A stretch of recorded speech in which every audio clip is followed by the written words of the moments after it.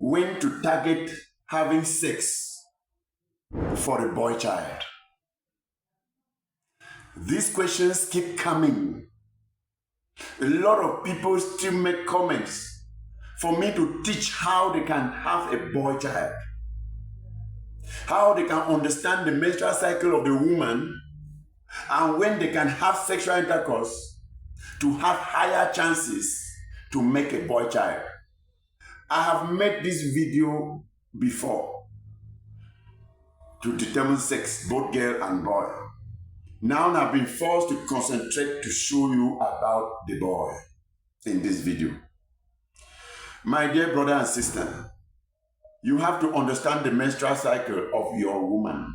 The woman has to understand her cycle first. Know the number of days that are in your cycle. For example, some women have 28-day cycle, meaning that when menses start flowing, that day that they start flowing is day 1. The next day is 2, 3, 4, 5, 6. Keep counting till the eve of next menses. Because the day you wake up and see menses again, it means that the last cycle ended yesterday. So if your menses start and that's day 1, the next day is 2, next day is 3. Until the day you wake up and see menses start flowing again, another one.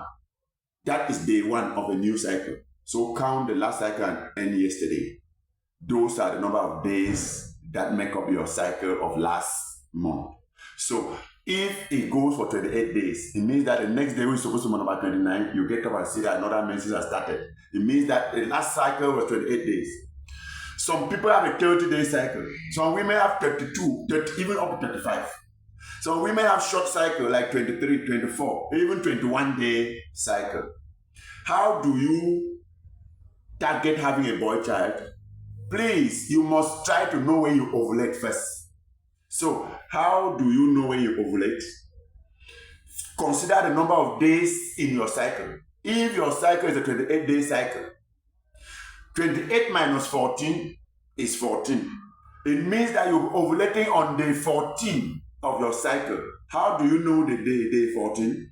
Counting from the day menses started. That's day 1. The next day is day 2. The next day is day 3. Next day is day 4. Next day is day 5. Next day is day 6. Next day is day 7. Next day is day 8. It doesn't matter when the flow of blood stopped. If the flow of blood stopped on number 3 day, the next day is 4. If the flow of blood stopped on number 4 day, the next day is 5. So, the number of days of flow, please, let it not disturb you. Continue to count the days until when the next menses will start. Then you know that this cycle ended the eve of that day. So, this 14 you are subtracting is the constant period or number of days a particular phase of the menstrual cycle runs in almost all women on earth in life. So, if you know the day a woman is ovulating and the woman's system is functioning well, 14 days after that day of ovulation, another menses will start. I repeat, if you know the exact day your ovary is releasing an egg, that's ovulation. From that day, if you do not get pregnant, if the system is functioning well, exactly 14 days after the day of ovulation, another menses will start flowing. That phase of the menstrual cycle is constant in every woman. Now, use this knowledge here now. If you have a 28-day cycle, each time your menses start, just count 28 minus 14. You will know the day you ovulate. If you have a 32-day cycle, and you have known that over some months you have been estimating, and it's approximately 32, 31, 32, 31, 33, it means that averagely it is 32. Anytime menses start flowing, start counting from today, count 32 days ahead, subtract 14. Then you circle the day. That's the day you're ovulating. Even if you have a 35-day cycle, when your menses start, count 35 days ahead, subtract 14. You will see the day you will be ovulating. If you have just a short cycle, like 21-day cycle, anytime your menses start, count 21 days ahead and subtract 14. So 21 minus 14 will be what? It will be 7. This tells you that you will be ovulating on day 7 of your cycle. If the day menses started is day 1, the next day is day 2, the next day is day 4, the next day is day 3, 4, 5. The day that will be 7 is the day you are ovulating. You will be ovulating on day 7 because your cycle is 21 days. After that day 7, you have 14 days for another menses to start, to tell you that your own cycle goes every 21 days. What if your own is 24 days, every 24 days? 24 minus 14 will be 10. So your day 10 will be the day you're ovulating. What if your own cycle is every 26 days? 26 minus 14 will be 12. You will be ovulating on the day 12 of your cycle. I think I've taken enough examples. Please, every woman has her own cycle. Do not concentrate on studying your sister's cycle. Do not confuse yourself with your mother's cycle. Study your own. Take note of the day your menses start. Start counting till you know when the next menses will start. If you do that consecutively, like 4 months, 4, 5, 6 months, you will know the particular pattern that your own system is taking. It may dangle a bit, but remain around plus or minus 2 days. Like this month, it may be 28 days. Next month, it has gone to 29 days. Yet another month, it come back to 27.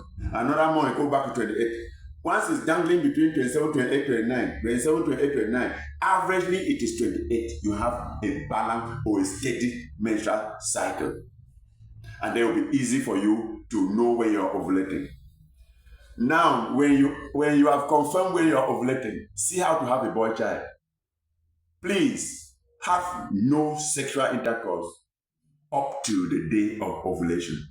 Do not have sex at least 4 days to the day you will be ovulating. I repeat, you and your wife should not have any sex 4 days to the day you will be ovulating. Yet, you have sex only the day after you have ovulated. Meaning, if you have a 28-day cycle, 28 minus 14 is 14. You will be ovulating on day 14 of your cycle. Do not have sex on that day 14. Because sex on that day 14 will give you 50-50 chance. Boy, girl. I did not send you there. I say, I am sending you where you will have up to 90%, 95% chance of having a boy. So, if you confirm that my woman is ovulating today, the woman ovulating today, you give yourself like 24 hours after ovulation. Then you have sex with a healthy man. When I say healthy, means that somebody will produce healthy sperms that are active and they are good in number. We are not talking about somebody that's having problem with sperm, having low sperm count or not having sperm or whatever. It means that if the pregnancy does not come, there are many other factors. So let's consider that the man too is healthy and that man has not had sex at least 4 days before the day of ovulation of the woman. So that during those days, the system of the man has rested, but he's feeding well, he's doing good exercises, but avoid sex. Let quality sperm form in your testes and have time to mature. You will ejaculate quality healthy sperm 1 day after ovulation. Then just leave it. If you like, travel. Leave your woman. By the end of the month, your wife will be pregnant. You stand 90 to 95% chance of having a boy child. I want to add a small scientific reason there.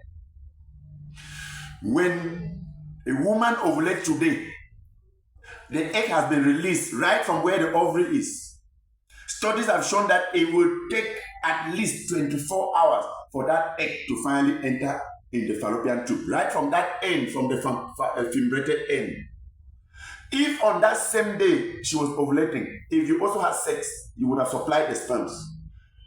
The sperms will also have a long time to stay in the vagina, move from vagina through cervix to the womb, and then from womb into the fallopian tube, because they usually will meet inside the fallopian tube, right far, outer 1/3 of the tube is where they usually meet. The sperm would have taken close to 48 hours. That's almost 2 days before meeting the egg. the Y chromosome would have been weak and dead. Only Y chromosome gives room for male child. If you really wish the Y chromosome to fertilize, supply the sperm at the time when it will take a short time of about 24 hours, highest 30 hours, 36 hours, if they would have, the sperms would have already made the egg. By that time, even the Y is still active. It will fertilize the woman.